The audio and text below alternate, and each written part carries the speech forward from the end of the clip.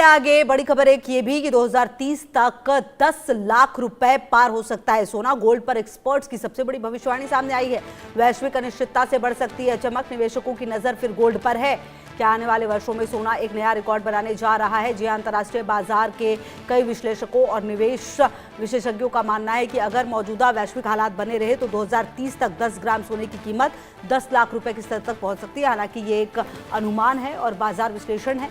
विशेषज्ञों का यह भी कहना है कि दुनिया भर में बढ़ता भू राजनीतिक तनाव, केंद्रीय बैंकों द्वारा लगातार सोने की खरीद, डॉलर और ब्याज दरों में उतार चढ़ाव, महंगाई की चिंता और सुरक्षित निवेश की बढ़ती मांग सोने की कीमतों को लंबी अवधि में सहारा दे सकती है। हाल के वर्षों में भी सोना ने लगातार नए रिकॉर्ड बनाए। रूस यूक्रेन युद्ध, मध्य पूर्व तनाव और वैश्विक आर्थिक अनिश्चितताओं के दौर में निवेशकों का रुझान शेयर बाजार से हटकर सोने की ओर बढ़ा है। विशेषज्ञों का यह भी मानना है कि यदि ऐसी परिस्थितियां आगे भी रही हैं तो आने वाले वर्षों में सोना नई ऊंचाइयां छू सकता है। तो सवाल यह है क्या 2030 तक। और आकाश जिंदल मेरे साथ अर्थशास्त्री जुड़ गए हैं बातचीत करने के लिए। आकाश जी, बड़ा सवाल यह है कि हमने देखा है कि सोना किस तरीके से बदला है, इनफैक्ट उसके साथ साथ सिल्वर भी किस तरीके से चेंज हुआ था। क्या वैसी परिस्थितियां जो है वो अब लगातार नजर आएंगी? और क्या गोल्ड ऐसा भी हो सकता है कि 10 लाख रुपए प्रति 10 ग्राम को पहुंच जाए आने वाले समय में 2030 तक? ऐसे भी आपको कुछ होता हुआ नजर आ रहा है? क्योंकि युद्ध तो बिल्कुल न्यू नॉर्मल सा हो गया। 2-3 युद्ध तो लगातार चल ही रहे पिछले कुछ समय से दुनिया के अलग अलग हिस्सों में। देखिए, जियोपॉलिटिकल फैक्टर्स बहुत ज्यादा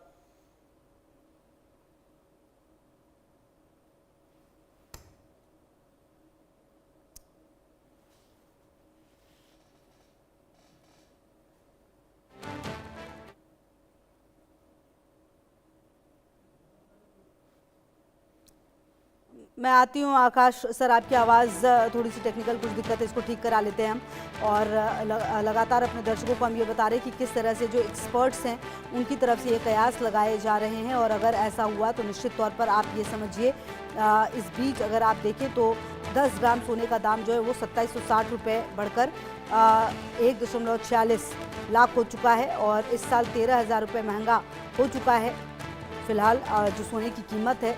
अगर आज की आप बात करें तो 14 कैरेट की दाम 85,191, 18 कैरेट की 1,09,220, 22 कैरेट सोना 1,33,393 और 24 कैरेट 1,45,626 है। हालांकि अलग अलग राज्यों में जो भाव है वो अलग अलग भी है। वहीं चांदी की कीमत में भी 5 अगस्त को बढ़त देखने को मिली है। और India Boolean and jewellers association के मुताबिक 1 किलो चांदी की कीमत 5,927 रुपये बढ़कर 2.25 लाख रुपये प्रति किलो पहुंच गई है। तो कुल मिलाकर इस साल सोने और चांदी की कीमतों में लगातार उतार चढ़ाव देखने को मिला है। सोना 2026 में अब तक 13,000 रुपये महंगा हो चुका है। 31 दिसंबर 2025 को 10 ग्राम सोना 1.33 लाख रुपए के ऊपर था, जो अब 1.46 लाख रुपए तक पहुंचा है। वहीं चांदी की कीमत में 5,000 रुपये की गिरावट है। चांदी 31 दिसंबर 2025 को लगभग 2.30 लाख रुपए थी। और आकाश जिंदल जी मेरे साथ जुड़ गए हैं। आकाश सर, जो आप अपनी बात थी वो पूरी कीजिए। और कहीं ना कहीं ये जो इतना उतार चढ़ाव का दौर है, क्या ये अभी भी चलता रहेगा सोने और चांदी में? क्या मेरी आवाज पहुंच रही है आप तक? हाँ जी सर, क्लियर है, प्लीज। देखिए, गोल्ड को लेके सबसे बड़ी बात यह है कि आज की तारीख में सेंट्रल बैंक, जैसे हिंदुस्तान में आरबीआई है, वो दुनिया भर में लगातार गोल्ड को इकट्ठा कर रहे हैं। कारण क्या है? जियोपॉलिटिकल टेंशन बढ़ रही हैं। अभी हमने देखा रशिया यूक्रेन वॉर और इंटेंस होने की संभावना है।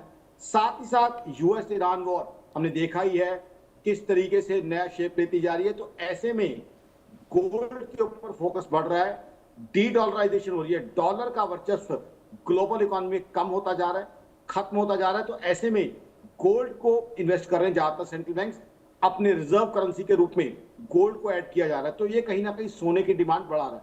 दूसरा, अब करेंसीज के ऊपर डिपेंडेंस, करेंसीज के ऊपर कहीं ना कहीं विश्वास और फिर वो नहीं रहा है। साथ ही साथ पीछे क्या हुआ है, कुछ कंट्रीज ने जो एसेट्स फ्रीज किए हैं उसके चलते हुए दूसरे कंट्री के पास अपना धन रखना, रिजर्व रखने से कंट्रीज बच रहे हैं। तो ऐसे में गोल्ड की इंपॉर्टेंस बढ़ी है। पुराना वक्त जो था उसकी तरफ जाया जा रहा है। दूसरा ये हो रहा है कि गोल्ड की ग्लोबली जो है उतनी ज्यादा एक्सट्रैक्शन नहीं हो रही और गोल्ड माइंस जो हैं उनके अंदर एक्सट्रैक्शन कैपेबिलिटी कम होती जा रही है। तो ऐसे में जाहिर सी बात है गोल्ड की इंपॉर्टेंस बढ़ रही है, गोल्ड का रेलिवेंस बढ़ रहा है। और अगर डी डॉलराइजेशन और ज्यादा रैम्पेंटली होती है तो गोल्ड के ऊपर जो है सेंट्रल बैंक की बाइंग बढ़ेगी। हिंदुस्तान में तो देखिए हम लोग ज्वेलरी के शेप में गोल्ड लेते हैं, बट ग्लोबली सेंट्रल बैंक उसको इन्वेस्टमेंट के लिए लेते हैं, हेजिंग के लिए गोल्ड लिया जा रहा है। फिर इन्फ्लेशन जो है दुनिया भर में बढ़ रही है। अभी हमने देखा यूएस में इन्फ्लेशन बहुत ज्यादा बढ़ गई थी। यूएस में जब ऑयल प्राइसेस बढ़ी, अब यूएस ईरान वॉर हुई, यूएस की अपनी करनी थी, ऑयल प्राइसेस बढ़ी तो उसकी वजह से इन्फ्लेशन बढ़ गई। अब इन्फ्लेशन बढ़ी है तो इन्फ्लेशन के अगेंस्ट हेज सबसे बढ़िया गोल्ड को माना जाता है।